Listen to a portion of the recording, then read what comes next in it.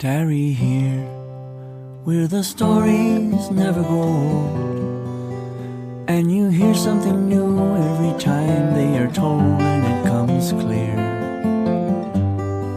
So tarry here, where it doesn't matter your age, and when we gather round the table, we all take the stage year after year. So tarry here. Welcome to the Enlighten Radio Storytelling Hour at enlightenradio.org. I'm Fanny Crawford. And I'm Stasha Olkowski.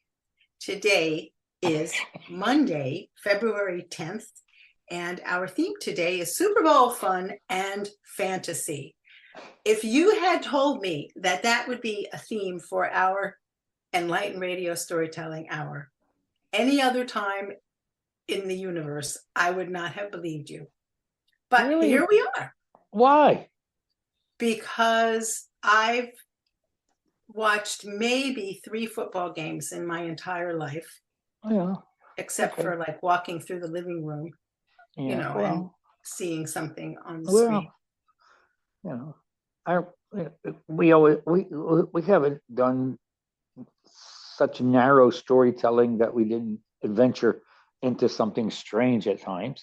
Well, absolutely. And Okay, apparently so- I am capable of learning new things. Yeah, and Even if I love the reminder you sent to me last night. I truly do love opening up any of my devices and seeing a note from you on a Monday morning that you sent me on an early time in a Monday morning. Yeah, Like it was after midnight. After midnight, when I'm so sound asleep after midnight. Well, I got a text from you much later than I thought you would be awake. Well, that was at the end of the game, I guess. It was after the end of the game, because didn't the game end at like 10 something? I guess I watched until the end of the game, and then I went and took my nighttime pills and said, "Okay, the dream is gone," and I went and had my dreams. Okay. Do you have any other non-Super Bowl information you want to share before we start the dismemberment? How about speakstoryseries.com? Everyone should look at that site and see the lineup has been announced and opens tomorrow, February 11th. Octavia Sexton. She inherited a treasure trove of traditional stories from her grandma and grandpa, and they were both master storytellers. And she tells in her natural Kentucky dialect. She is deeply committed to social justice and improving those with whom she associates. And I'm looking forward to that. The series begins tomorrow evening. Check out speakstoryseries.com and get all the information about the time and the place. And also you'll see that you could sign up for season tickets and get all the information. So, and in March is going to be Colin Irwin, a modern day Seneca. He's from the beautiful north coast of Ireland. He tells beautiful traditional stories in rich and authentic voice. And after getting this information from Adam and looking at this, it dawned on me. I've been a storyteller for a long time. And then it dawned on me, if I was going back to the beginning of storytelling, I would have gone and found myself somebody to give me an accent. Because if you have an Irish accent or a Southern accent and it's authentic, you got it made as a storyteller. I've never heard a storyteller with an accent that didn't do a good job. Well, you do have a bit of a Baltimore accent. Well, I have a Baltimore accent, but that doesn't stand out in the world unless you go to Boston or California or something. I think. I mean, that's just one of those things I'm like a little kid when I see something. Oh, I like that car. That's, I like that accent. I have always, always loved it. I did a lot of theater after my midlife, and a couple of times I was in a show where I had to have an accent. I played in a musical where I had to speak with a Cockney accent, and boy, did I have a hard time with that. And but it was worth it. I worked and worked and worked and worked like crazy. And there was a place in the Chesapeake Bay. There's an island. I remember that summer I was on a little vacation, and we were on a boat and went out to that island, and I was studying my part. And I was carrying the pages for my part with me for weeks. And every chance I got to just look at the words and then practice them. And I was on the boat and I was talking to a woman that was sitting not far from me in the boat said, "Are you going home to the island?" And I said, "No, ma'am." Said my first time visiting. She said, "Oh, well, you sound just like the people that live on the island." I forget the name of the island now because of things I forget. And it was true when we got off the boat and walked around and visited a few shops and stuff like that. The people in that island spoke with a accent, and I fit right in. So I had a chance for hours to practice, speaking what I was calling Cockney and what my pages said were Cockney, and it really helped to have people talk to me, and no one said to me, "Oh, you're just faking that," or So it really helped, especially when people actually spoke to me. So that was good, and What a great story. yeah, it was wonderful. And a couple other times when I did a play once when I had to use some foreign language expressions, and I was complimented by someone after the play about my use of the language, and asked me if I was a native speaker, and I thought, "Ooh, that was nice." Yeah. So I can read Polish a bit, and with practice, I can read well enough that you would think I was able to speak the language. I never knew that. Yeah. Well, my daughter was doing something about and told me she had this paper with some Polish words on it, and she struggled to pronounce them. And she speaks French, German, and Spanish fluently. She's a linguist, but she was having a difficult time, and she held them up to her phone. We were on a FaceTime thing, and I could read them, and I have to say, I was really pleased because my 52-year-old daughter was impressed that it sounded like I was speaking Polish. Well, when I have asked you to say something in Polish, or if you speak any Polish, you have usually told me no. I don't speak Polish, but I can read Polish, and I can say some things like, "Shaklef cholera mapa," or "Jak się masz," or "Na zdrowie." Okay, I can say some words, but I don't speak the language. I can't tell you something like, I can't say that chair over there is brown. I can't. I don't know how to do that. I Okay. don't have the language in my mind. But I was raised in a Polish elementary Catholic school, and we had Polish lessons every Friday. And Oh. and the way that worked was interesting. I was in the same class for 9 years, same group of kids, and almost every girl in the class had an older relative living in their home. At least I think at least 6 or 7 of the kids in my class had a grandmother or grandfather, or maybe both, actually living in the house, and they were required to speak Polish. You know, they had to speak Polish in order to communicate with their grandparents. Well, so on Friday when we had Polish lessons, guess who dominated the Polish lessons? The girls. The girls, because they were fluent in it. And there were a couple of boys who were pretty fluent in it, but I wasn't fluent in it. My parents only spoke Polish when they wanted to say something to each other and didn't want me to know what they were talking about. You know, and my dad spoke Polish and German. You know, but no one else in my family spoke a foreign language except for now.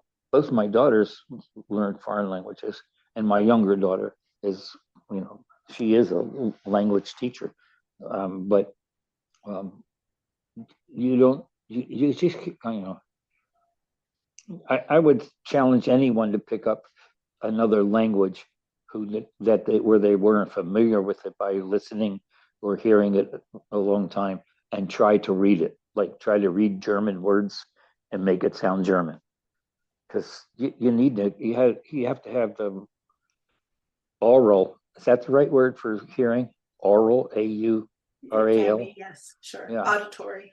Auditory. You have to have that auditory input in order to know what it sounds like. Because like Nazdrovia, when you look at the word and the letters, nothing about that says Nazdrovia. It looks like Nazvada or whatever, you know. So it's hard. I had a difficult time when I was in high school studying French because I had a hard time not trying to read the French words in English. You know, I mean, and I still have a hard time with, you know, learning words. I have to say, I tried to learn when I was in school. I always paid close attention to how the teacher pronounced words because sometimes it didn't make sense that the way you would say a word because of the way I would see it, like like the words that have the letter A in them, and you know, and you might find words, and now you won't be able to think of one, but there are words where the letter A occurs in them more than once, and they don't sound like an A. It'll be a and and Well, that's true in English too. That's what I'm saying. In English, it is. Okay. But you know, so you can't use English sounding things if you try to read Polish. It doesn't work. Right. You know. Okay. I do want to tell our listeners that since we're talking about storytelling dates, and you just gave out information about Octavia Sexton and Colin Irwin coming for Speak, that I should say that the Stories in the Round series starts March 24th, and that I will be the initial teller. So I'll be telling on the 24th of March at the Unitarian Universalist Church in Hagerstown. And if people want more information about the series, which is mostly runs fourth Mondays of the month, you can reach me at 301-730-1638 or Fanitsky, FANITSKY at hotmail.com. And that's all I'm going to say about that. Okay, there you go. So shall we start telling Super Bowl stories? I think Sure. You should go first. All right. Well, I will go first. I was waiting for this Super Bowl because I of course. Now I know you're a Philly fan. Well, I don't know. I'll talk about that. I'm not sure that's all right. Well, you mentioned something about Philly earlier, yeah. But I've been a Kansas City fan for a long time because when Andy Reid was coaching in Philadelphia many years ago, I watched football and cheered for Andy Reid's team because I liked the way his team played. I like him. I like his demeanor. I've never seen anything about Andy Reid in any broadcast. He doesn't lose his temper. He doesn't say nasty things. He doesn't gripe about stuff. He just gives he's just a really nice professional guy. and he's a very successful coach. Anyway, I've enjoyed watching the Chiefs play over the last 6 or 7 years, and I like the way they play. Like Patrick Mahomes have been good, and they had a chance to make history yesterday. Well, it was a dream, and the dream came crashing down yesterday on our televisions and in this stadium. Um, and I, I never played football, but I watched a lot of football. I marched in a band at football games because of being a high school band, and so I never played the game, so I don't understand the nuances of it. But I've watched it for years, and the one thing I have never figured this out. Never figured it out. In some games, the comes defensive linemen come tearing in, and the offensive linemen who are there to protect the quarterback are always backing up, and they're doing it slowly, and the defensive linemen are tearing in like gangbusters.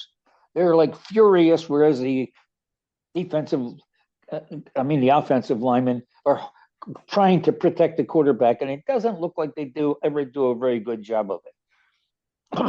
The Philadelphia Eagles had 4 guys rushing yesterday, their defensive line. They were aggressive, outrageously aggressive, as not in any negative way, playing the game. But Patrick Mahomes was like a child being attacked by a gang in the street, and the buddies that were supposed to protect him were ineffective. I think Mahomes was tackled. What do they call it? Sacked 7 times. I think it set a second record for the Super Bowl. And he was hit any number of times.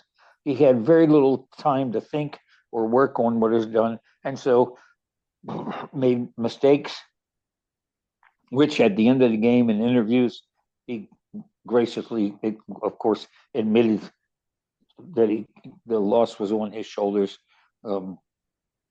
He did throw a couple of touchdown passes, but he also had some interceptions, and he just was harassed the whole day and did not have a really good game. Whereas the Eagles just were crushing. They just crushed the Chiefs. They just like it seemed every time you blinked, they were doing something exceptionally good.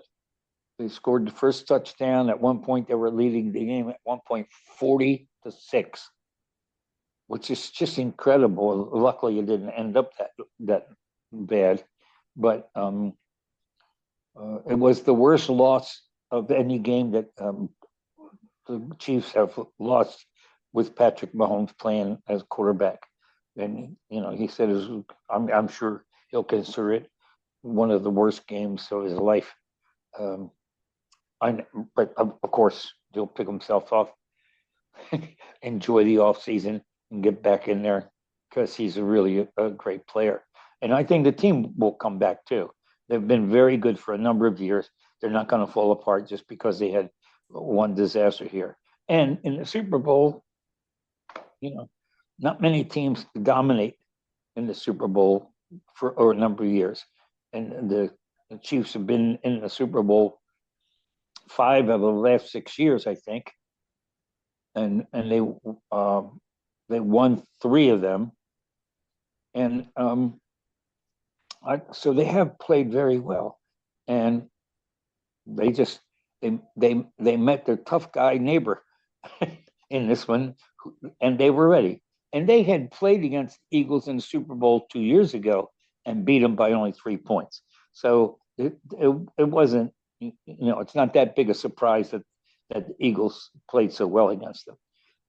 And Eagles have a really good team, especially their quarterback has had a great year.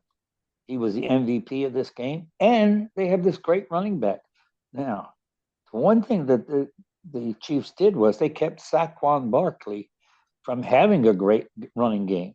He ran for less than, I think, 60 yards or something like that. and caught some passes. But he has said this year was the best uh, year for a running back ever. He had more yards this year than anyone's ever had in a whole season, combining all the games plus the um, playoff game. And he actually even set out one game when he could have set a record for the most yards in the season, but they arrested him for one game. Anyway, it was a great game. Lots of interesting things that went on. Um, Thankfully, the refereeing was not a big deal. Some people griped about bad calls here and there, but that happens every game. And the the thing I thought was interesting was the TV show. It was like, oh, singing, dancing, songs, all this celebration. Um, each team was introduced by a famous actor from their city. John Hamm was one of them from Kansas City, and the other one was who was the guy from? I should remember, Philadelphia, a famous guy from Philadelphia, and they, big deal introducing a team to have a television star, movie star, at a microphone, introducing the team as they run out into the stadium, and uh, three different anthems. The three different anthems were sung before the game, plus um, Lady Gaga performed before the game, and then the halftime show was, lots of singing, dancing, everything, all the stuff. And my impression after the game was, and part of this was because I wasn't happy with the way the game ended. I was rooting for the Chiefs, and they didn't do well. But still, afterwards, I thought, well, that was a lot of fun. And look, they even showed some football, which is what, to me, that's what the Super Bowl Sunday was about. The broadcast started hours and hours and hours before the game, and all the focus was on the fun and the hoopla, the la di da, and so the game was the least exciting thing of the whole production. And of course, that's what a typical fan of the losing team would say. you know, so I'm sure a Philly fan would give it a much better rating, but um, it wasn't too much about the game that I thought was worth watching. Okay. There you go. Well, I have two questions. Okay. So as far as Andy Reid goes, did you see him when there was a penalty called towards the beginning? It wasn't the very beginning of the game, but towards the beginning of the game, and he was really upset. And there was another coach behind him who was yelling. Yeah. Andy wasn't yelling. No, but Andy was clearly unhappy and was. I mean, you couldn't hear what he was saying, but he had a lot to say. Well, I'm sure. Directly to the race, and as a person who played sports and coached for many years, coaches get upset when they disagree with calls. Okay, so you had said that he never gets rattled, he never gets upset. Oh yeah, but he never goes charging on the field like some of them and screaming at the officials and walking up and down the side. The other guy did that. Yeah, the other guy did that, and he's famous for it. So, but Reid is a gentleman all the time. He does get upset when he sees a call and doesn't like it, but he doesn't go after the officials and race. I don't know. Some of them you can hear him cursing and he's just, and he is one of the winningest coaches in the history of football. Mm-hmm. I think he's third on the all-time list of wins. So. Okay, I didn't know that. Yeah. Oh yeah, and he's been a good coach for a long time. I mean, I remember cheering for his Philadelphia teams. Mm-hmm. And so you got, what was the other question? I can't remember. It's gone.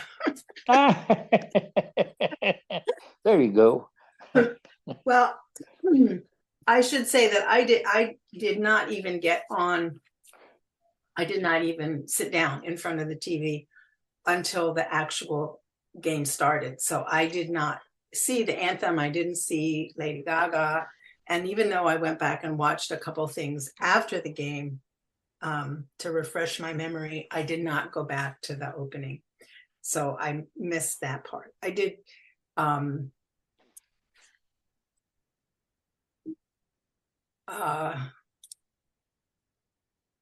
I did watch the entire game and the halftime show on Fox with Jose, and most of the commercials, several times. That was not necessarily my choice. Yeah. And the halftime show. I already said that. Okay, and I found the game seriously exhausting. Yeah.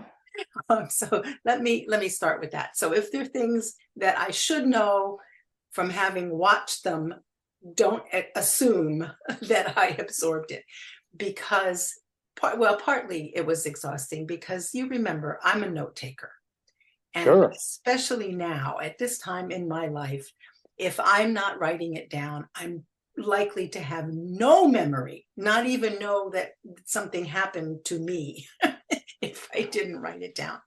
And I have always been a prolific note taker. So when I finished at the end of the game, I had 24 pages of notes when I turned off Oh the my television. goodness.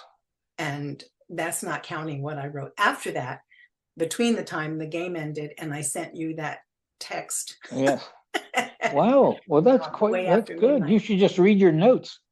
Well, they don't necessarily make sense, and some of it's misinformation. So what I tried to do after the game was to highlight the parts of my notes that I thought were worth repeating or using today when we were on the air. Okay, good. But again, it's not. So I do have a lot to talk about, but it's not necessarily well organized or will run smoothly. And there may be things that I say where you have to jump in and say, no, okay. The opposite of that. Well, I will make comments, but I want to tell you that I hope that there are a lot of couples who will listen to our broadcast. And if they don't, I hope there are people who listen to the broadcast who tell some couples who are football people, because the wives would love to hear what you have to say. Well, maybe. I don't know. I think so, because I did watch it with my husband. Jose was with me almost every second of the entire game, but he was focused on other things than I was focused on. And so I kept interrupting and asking questions and saying, what was that? Things like that. And he did not always answer my questions. Sometimes he didn't know the answers to my questions, but most of the time he was just trying to watch the game. And so after my first 50 questions, he was pretty much done with me. That's not quite true. He was very supportive, and I probably would not have watched at all if he had not encouraged me. He says he would not have watched if he didn't know that we were going to do this show today. Right, good. He did know we were going to do this show. Right. He was pretty persuasive that I should be watching. So there you go. I did. Now, I'll say up front that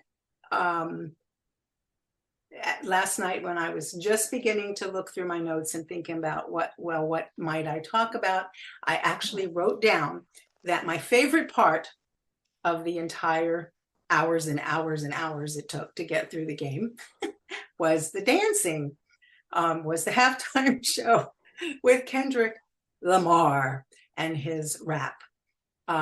He also did some actual singing and dancing. And I had to look up, I totally missed who the woman, who the singer was that he was singing with, who was the most visible singer, probably aside from Lady Gaga, but I didn't see Lady Gaga. So I think her name is pronounced SZA. Her name is spelled SZA. She has another longer birth name, but I did not make a note of that. But SZA was really interesting, and I was not at all sure who she was at the beginning. I thought she might be several other people that I know a little bit about, but she was not. She was SZA. And I did research that SZA and Kendrick Lamar have made some records together, including one called All the Stars Are Closer that I really like. I listened to that piece a couple of times, and I think they sang part of that during the halftime show, but it was a different version. It was much more, on his part, it was much more like a rap. Anyway, I actually got up off the couch and danced with them for part of their performance. I really liked the break, the opportunity to hear some music and a different kind of entertainment than the game itself. So as far as the game itself, I am from Philadelphia, but I never followed football growing up. So I was not expecting to root for either team. I did know early on in the commentators' riffs accounts that Patrick Mahomes is from Pennsylvania, but that didn't really trigger any loyalty bonds for me. My Philadelphia family and Philadelphia friends are not memorably football people, so it's not part of my life in any meaningful way. My closest connection was my dad's playing football in high school in Olean, New York, and recounting some of those stories, not just to me, but to other people. And I heard some of those stories over the years. But personal experience was me having to cover a Thanksgiving homecoming game for my high school yearbook. And you've probably heard me tell versions of this story before. I was really excited about doing it and also scared to death because I had to write an article for the yearbook. And I knew that there were people, some of my friends who I'm no longer in contact with, but at the time were passionate about football. And although it didn't particularly interest me, I did have some school spirit and I wanted to do a good job. And I certainly didn't want to make any grievous mistakes that would upset people. So I went to the Overbrook High School homecoming game. I have no idea who we were playing. I probably could look it up in my yearbook. That didn't even occur to me because one of my pictures made it into the yearbook. So it's probably there.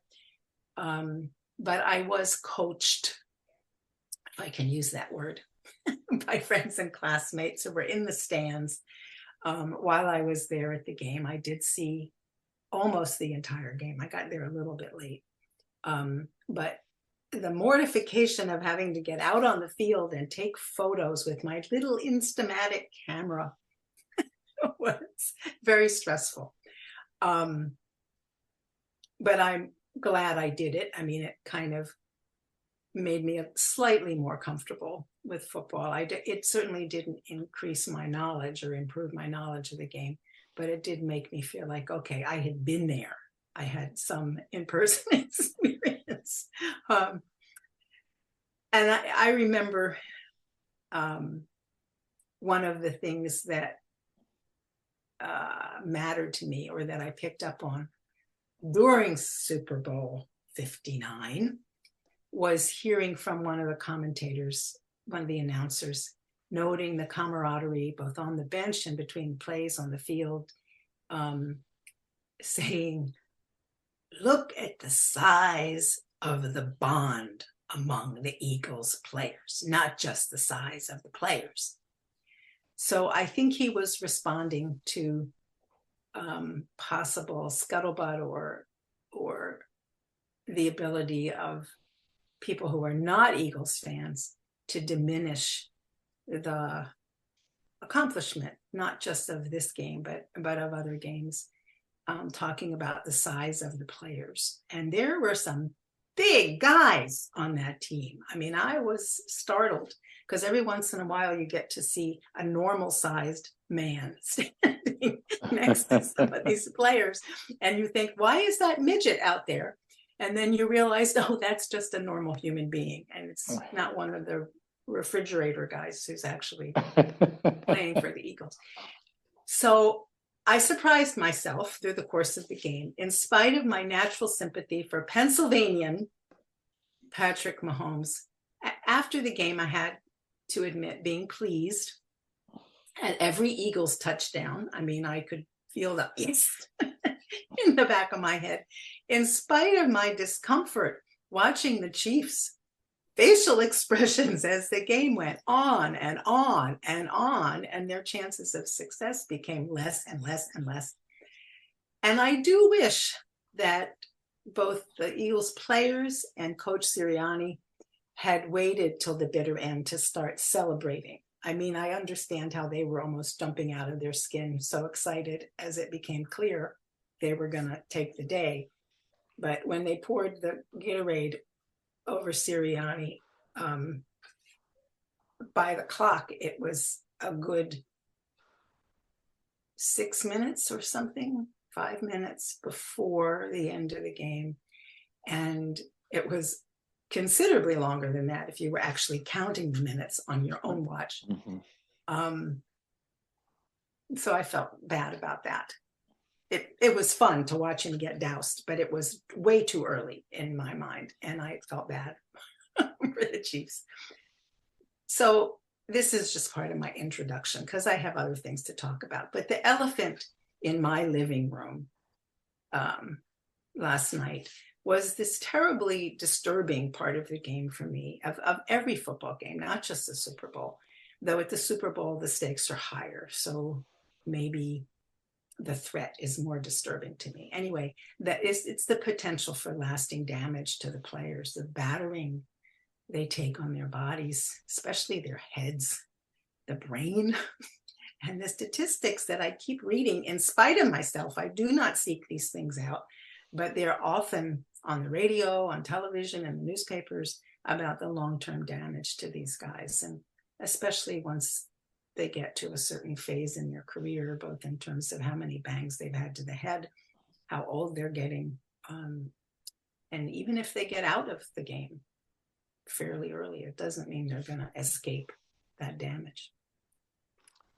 So the other part of the game that was interesting to me, maybe not for the usual reasons, but my stepson, Aaron, his partner, Sherilyn, actually worked on creating 3 of the ads for this Super Bowl. Sherilyn works for a creative team that's involved in the advertising for the game. They do many, many other things, but she moves around a lot. She has moved up in the advertising world, and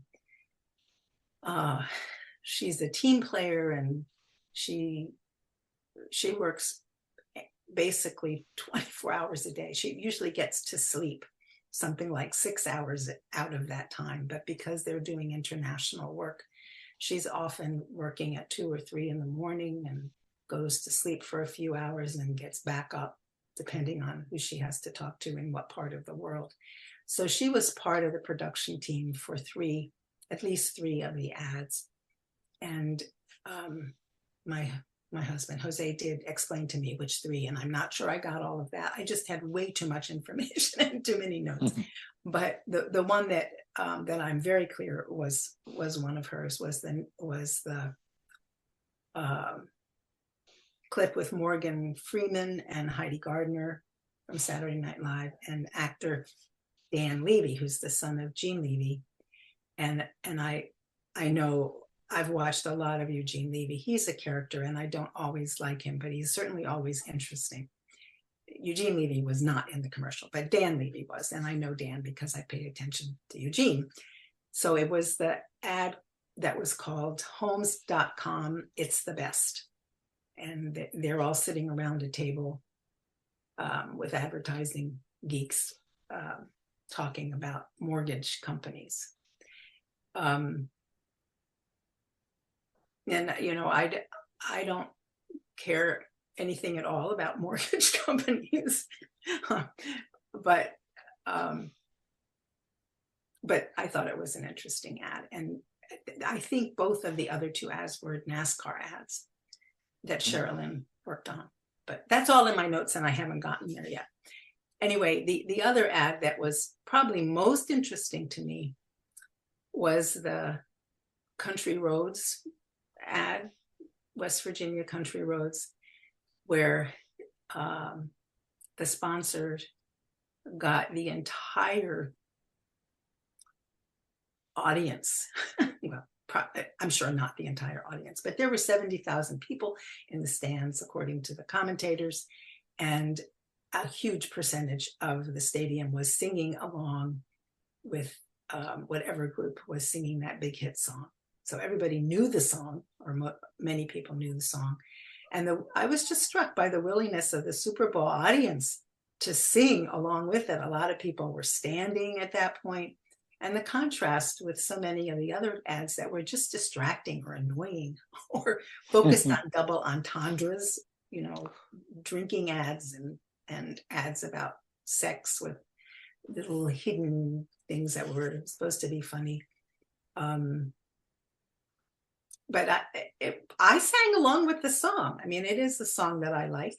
I've sung a lot in group situations, so it was natural for me to chime in. And apparently, most Americans care enough about home ownership that Rocket.com, the sponsor, got what they wanted out of the piece, because they certainly got audience participation in that. The information that there were 70,000 people there in the stands, which I didn't know until that ad, that Country Roads ad, when one of the announcers mentioned it, also came with the information that Super Bowl 59 participation overall, the number of people in the stadium, was a step down from some other games. And I did not get all the data right then, so I had to look it up. But apparently the NFL 1994 preseason game included 112,000 fans. So that's considerably more than the 70,000 that were in the stands for this one. But that was in Mexico City. And that was a game between the Dallas Cowboys and the Houston Oilers. It was a preseason game. So that's even more impressive than getting 70,000. Do you know why it was only 70,000? Why was it only 70? Because that's what the stadium held. That's right. Yeah. It was sold out. Yeah, I know. I understand that New Orleans is not the biggest stadium in the world. Yeah. And the Super Bowl has been sold out for a number of years. You can't buy a Super Bowl ticket the week of the Super Bowl. Right. Sure. No. Right. So I would be interested to know how many people were watching as well, and of course that's misleading as well, because some people may only be there for half an hour. Right. Yeah. Well, it'll be in the papers today, I guess. Yeah. And then while I was researching that, I didn't even look for this, but other games popped up.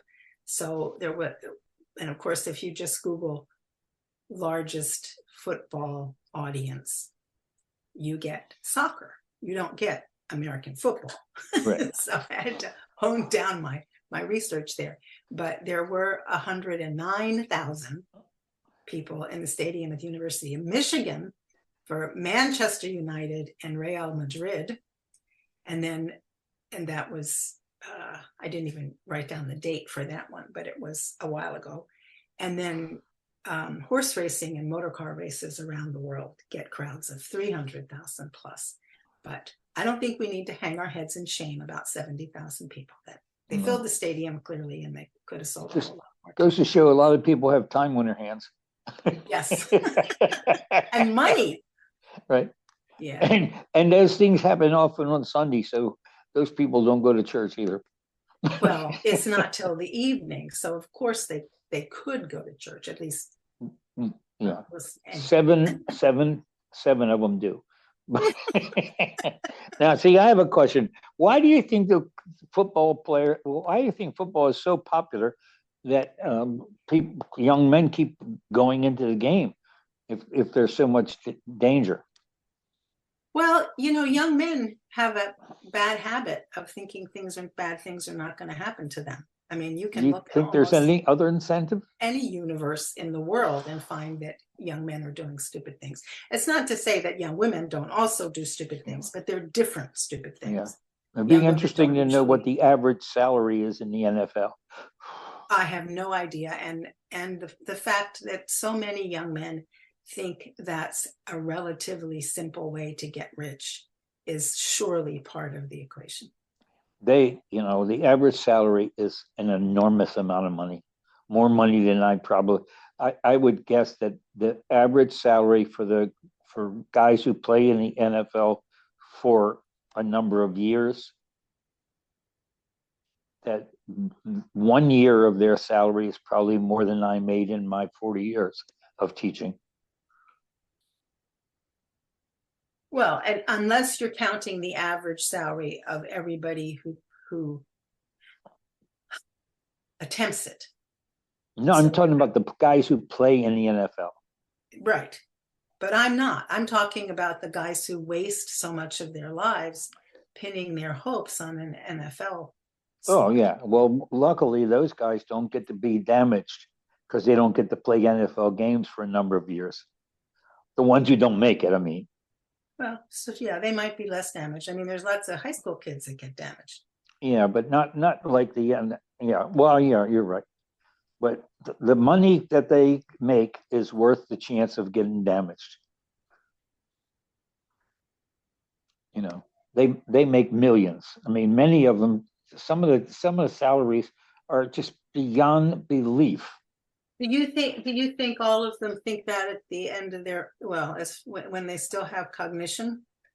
I think many of them, I've read many articles that some of them say, I guess I should have thought about a different career if I wanted to grow old and see my grandchildren. Because there are a lot of those players that never get to grow old and see their grandchildren. Yeah, I know. A lot of, they have some severe damage to their head and stuff. But I know a lot of I know a lot of young guys that have, when I was coaching, when I was teaching, would say, I'd gladly take a couple of concussions for the salaries that they make. I mean, when you think somebody gets paid, a low salary of $2 million a year or $1 million a year, $1 million a year. I worked 40 years as a teacher, and I don't think I didn't miss many days, and I had extra jobs. I totaled it up not long ago because my wife showed me that I could go on the Social Security website and see all the money that I've made in my life. In my whole lifetime. That might be depressing for me. I don't know that I would want to do that. $1.3 million. Wow.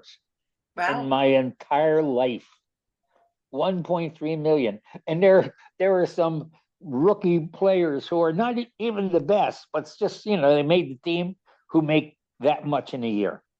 So what does that, I mean, I don't even understand why you would make the compare. I mean, that's like letting yourself slide into anger at Donald Trump. I mean, no. Anger at Donald Trump is a different story, but that's okay. To me, it's all part of the same thing. No, but we're not talking about, I label him as something. I don't like him because he's not a nice person. I don't care about his politics. Who cares? Politics, all the politicians are up and down that. But when I think about the amount of work, and if I would think about what my father did for 43 years before he retired, I'm sure my father never made $1 million in all those years.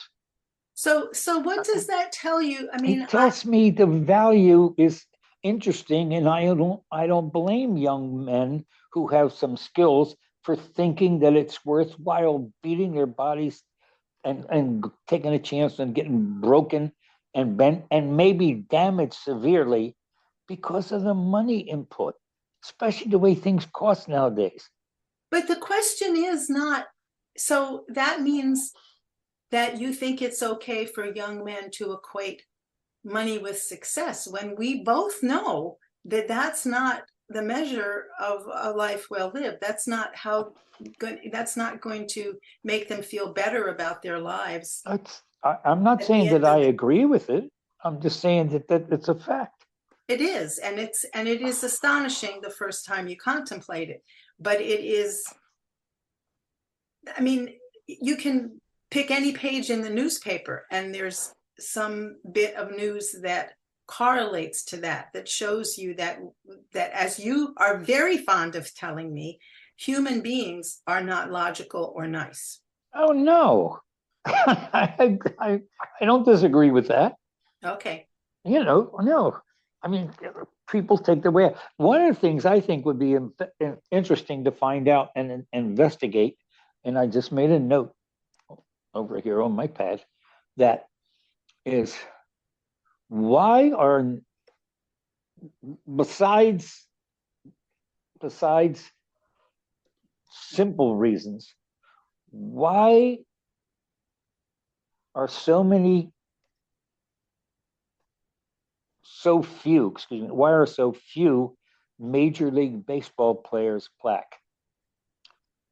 Why are so many major basketball players black and football players black?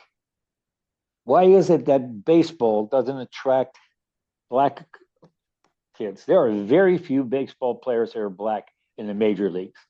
Out of, every team has how many on it? 25 players, and there are so many teams. Very few black players in Major League Baseball.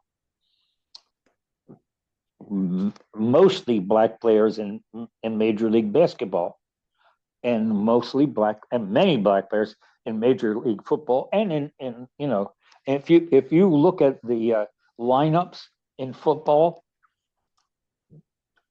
black outweighs white in many of the teams, and I don't care. I don't care about that. There's no ethnic thing to that.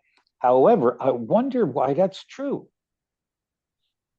and I wonder why they're because for many years blacks were not allowed to play baseball, and then when Jackie Robinson broke the color line in 1947 or 48, it became a big thing. And I remember I was a Baltimore Orioles fan. Larry Doby, who played for the Indians and then for Baltimore, was a big deal because he was the first black player, I think, on the Baltimore Orioles team. And there were a lot of black players in the major leagues for a while, and then they kind of disappeared. And that doesn't happen in football and basketball. And and I don't know if that has to do with, I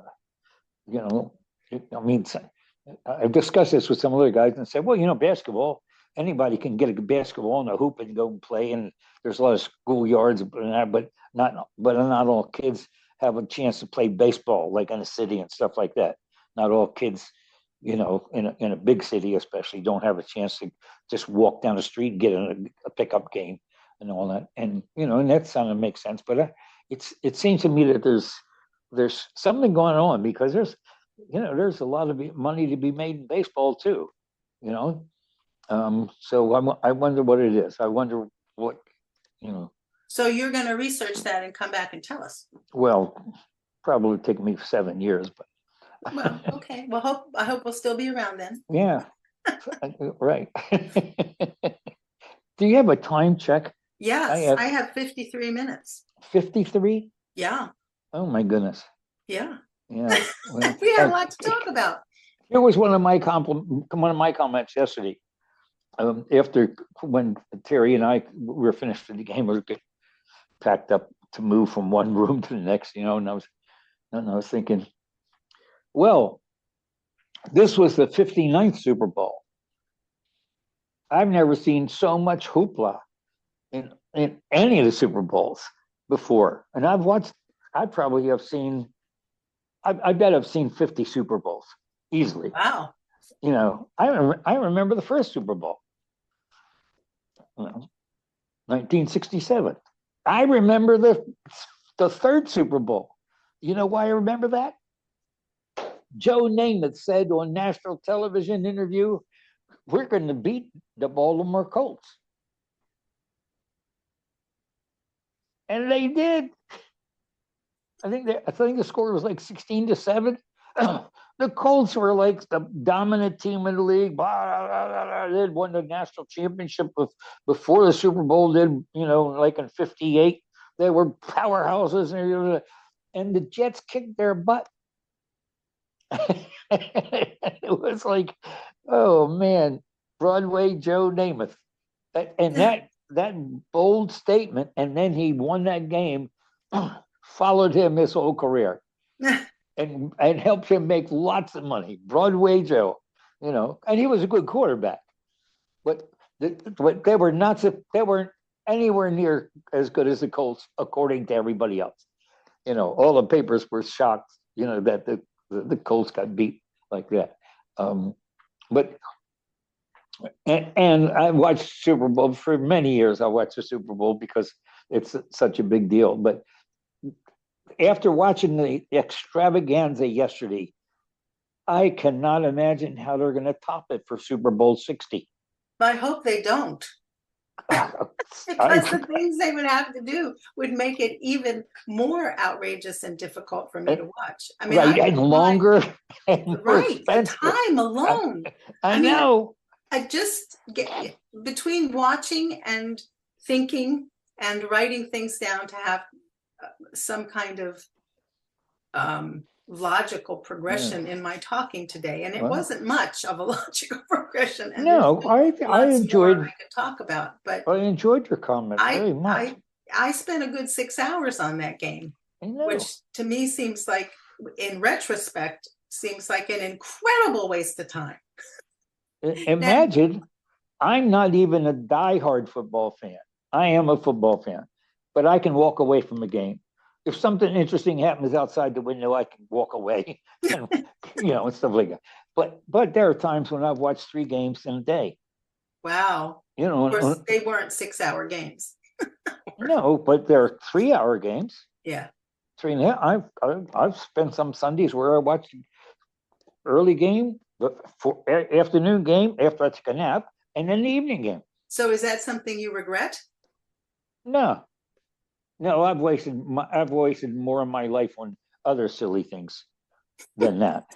I mean, at least I enjoy that, but All right. Well, I'm going to take this opportunity to try to wrap up the show, and realizing that we didn't thank Andy Offord Irwin for doing his introductory song, Tarry Here, for us, and I should probably thanks, Andy. Thank John.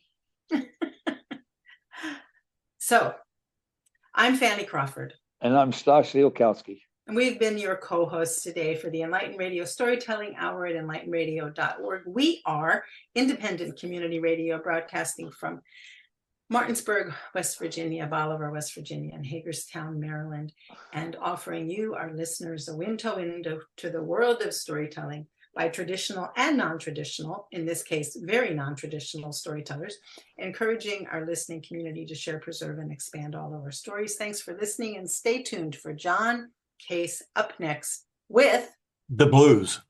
All right. All right. All right, man. And I've got an idea for our theme for next week. Okay. Valentine's Day. Ah, shocking. There we go. All right. That sounds good. Let me just stop the recording right